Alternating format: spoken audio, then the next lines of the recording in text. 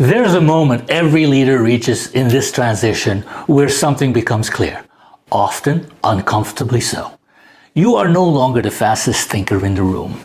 For most of modern business history, leadership authority was reinforced by cognitive advantage, experience, pattern recognition, judgment earned over time. But when machines can analyze more data, test more options, and adapt more quickly than any individual or even any team, that advantage shifts. This doesn't diminish leadership, it redefines it. The mistake some leaders make at this point is trying to compete with the machine. They dive deeper into dashboards, they demand more data, they stay closer to execution. That instinct is understandable. It's also unsustainable. Leadership in an intelligent organization is not about being faster than the system. It's about being clearer than the system. Clarity of intent, clarity of values, clarity of boundaries. Machines excel at optimization. They do not excel at meaning. They can tell you what works. They cannot tell you what matters. This is where human leadership becomes indispensable. Leaders decide what success actually means beyond metrics. They determine which trade-offs are acceptable. They define the ethical, cultural, and strategic context within which machines operate. In this sense, leadership moves upstream.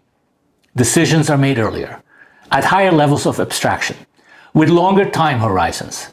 Instead of asking, what should we do next? Leaders ask, what should this system optimize for over time? That is a very different question. It requires comfort with delegation, not just to people, but to systems. It requires trust in architectures you may not fully understand line by line. And it requires humility. Humility to accept that insight may come from machines. Humility to override them when judgment demands it. And humility to change your mind when evidence accumulates. This is also where leadership becomes more visible, not less. When machines execute, humans are exposed. They can't hide behind process. They can't blame bureaucracy. The system is doing exactly what it was designed to do. If outcomes are misaligned, leadership owns that.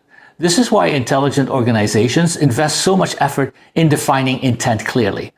They know that ambiguity at the top gets amplified at machine speed. And this is where many legacy leadership models quietly fail. They rely on tacit understanding, on unwritten rules, on cultural norms absorbed over time. Machines don't absorb nuance. They execute definitions. So leaders must learn to articulate what was previously implicit. That may be the hardest shift of all. So in the next episode, I want to bring this full circle to strategy. Because when decision speed collapses and intelligence becomes embedded everywhere, strategy itself changes.